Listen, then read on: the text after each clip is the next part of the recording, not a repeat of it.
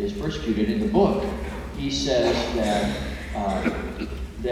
if he had a normal Christian life, he would not have apostatized. He said it's unfair. Yeah, it's unfair that he was put in this circumstance, you know. So that's why this business of judging who we are and all the rest of it is a very dangerous kind of situation, because we don't know the circumstances of a person's life. Again, I think that Endo puts those two out there, not to have us make a choice of who's better, but to say, be careful about judging. You better suspend your temptation to judge where people are, because you don't know.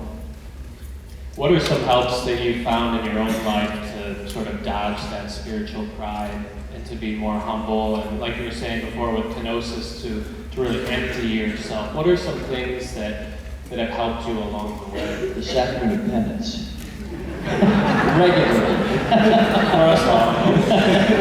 And the more responsibilities that you have, especially in the church, the easier it is to fool yourself and deceive yourself that in fact everything's okay. Because a lot of people tell you you're doing a good job, or they don't know you, they know you on a superficial level. They see the outside with the trappings that are there. It's very easy to fall into those trappings.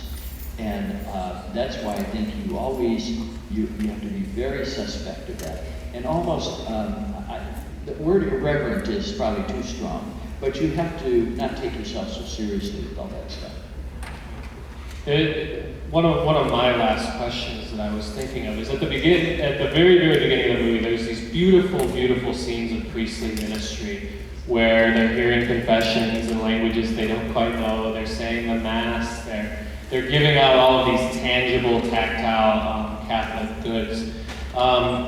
How do you encourage the people very close to you and in your own family to live the faith? And in a particular way, kind of like you were just saying, you've been called to the top. You're a cardinal, a prince of the church. How do you still see yourself as a brother to the faithful, like the priests in the movie who are living among the people, who are walking with them, and whose hearts really break at the suffering that they see? Well, first of all, I hope that nobody ever calls me the prince of the church.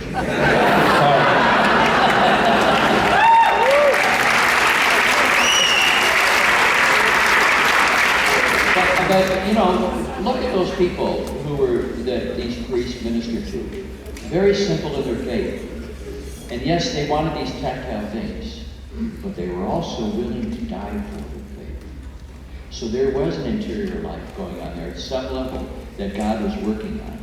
So I think that, again, even those, it's very easy to say, well, and the other priest was Father Rupert, was too hard on them. He judged them. He said, oh, they didn't really understand the faith and all this. Well, I mean, give me a break. These people were willing to die for the faith, even in their simple understanding of what their relationship with Jesus is. So I think that we can't do that. I just think that what's important, you know, I learn more from how one lives their faith and trust from people like my grandmother or my mother or different people that I remember my first year as a priest. I would always visit this one woman. I'd come to the back door and she would say, Ethel, how you doing? Oh, God is so good to me. Well, Ethel had been in bed for 10 years with MS. Her husband was 10 years older than she was, and he was probably going to predecease her. And yet she had this wonderful attitude and faith about it. We see those people all the time, and they put us to shame. So I just try to be respectful of the fact that other people have something to teach me all the time. I'm seeing that it's just about time for us to go. Do you have any? No, it's not. We're good on time. Okay. What sort of helps are there for people who might not be doing home visits like that, seeing people who have been in bed for 10 years or so? How is the average Chicagoan who reads about all of the violence that happens in our city, and some of the people out here may experience it, it might be very, very close to them. What are some helps that help people towards simplicity? Well, I start with your own family. I think that there's a real principle of the spiritual life that it is precisely in the limited circumstances and in the limited relationships where we live our lives that's where God graces us. And so those tensions that we feel in our family, those unresolved conflicts, those areas that we feel an inadequacy and incompleteness as we relate to people, that's where we should look for where God's grace is going to.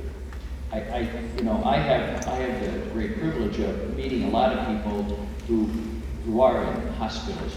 I go to Lurie Hospital to visit kids and their parents and see their parents is just so loving. They've given up everything in order to be with their sick child.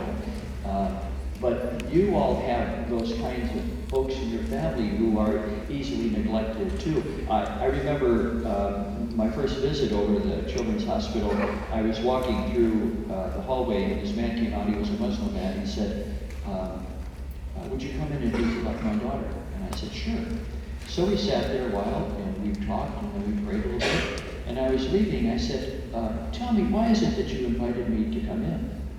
Well, he says in our tradition, our Muslim tradition, whenever someone visits someone who's sick, it's a blessing for them. I wanted to give you this blessing.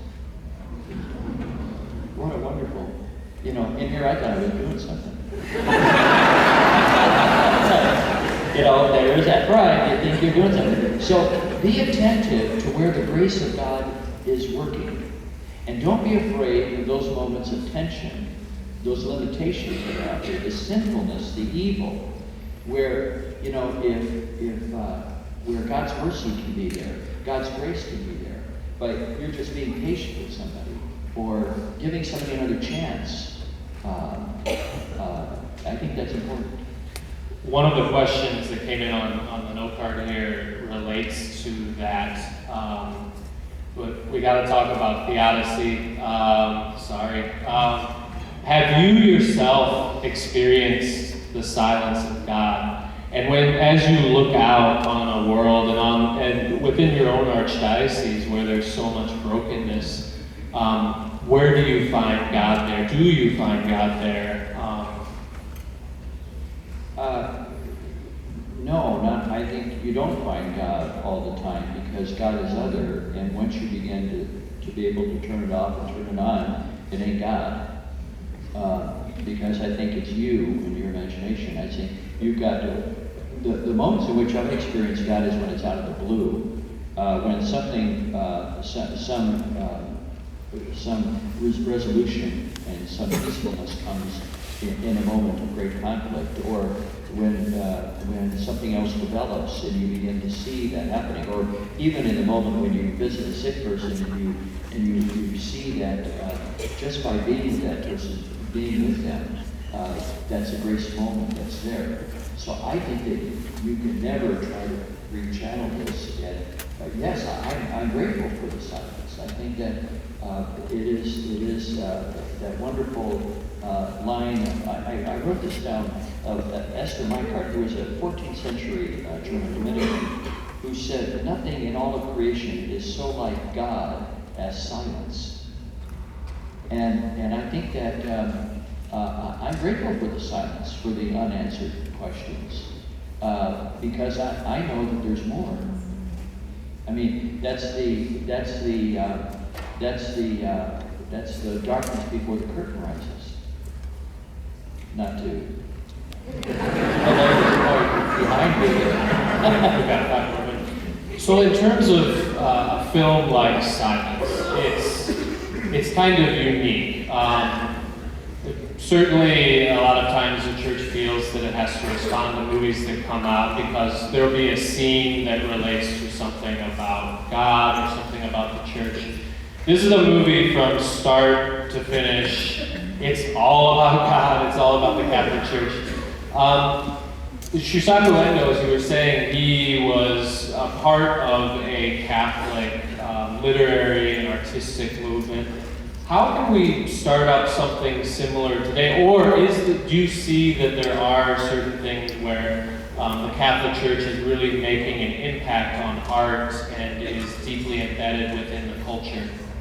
Well, I would make a distinction between the Catholic Church and Catholics.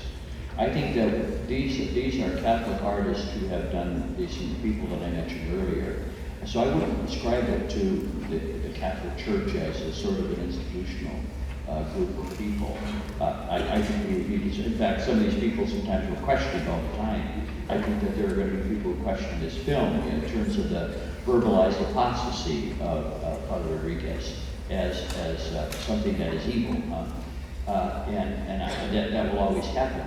But anything that allows the Catholic imagination to come alive is I think, a great benefit, because there is an imagination to the Catholic ethos, to the Catholic faith, that is very fulsome, and which many people experience and have been transformative in their lives. And so art many times allows that to happen. That Paul Klee, who the great artist and art critic, said that art doesn't give us something to see, it makes us see. And I think that's what a film like this does. It makes us see a real truth there that is part of the Catholic imagination. Other than Silence, do you have any other favorite movies that really tap into the Catholic imagination? Sorry to put you on. I don't see a lot of films. I'm not going to say The Sound of Music.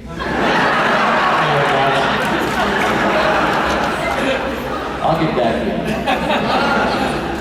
Well, thank you so much, Cardinal Cupich. And thank you all for coming out. Thank you to the music.